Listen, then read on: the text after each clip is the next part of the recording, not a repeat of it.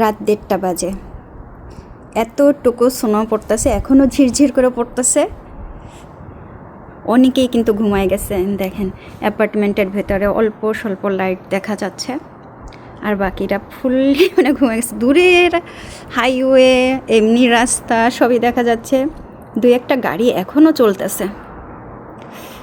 ঠান্ডা, প্রচুর ঠান্ডা, হাত পা জমে যাচ্ছে, প্রচুর শীত। এই যে ঝিরঝির করে তুষার পড়তেছে, প্রচুর তুষার পড়তেছে, আবার একটু কম পড়তেছে, অনেক অনেক পড়ছে। ইতিমধ্যে গাড়ির উপরে এত এত তুষারপাত হয়েছে। এই দেখেন তুষার, এই দেখেন তুষার।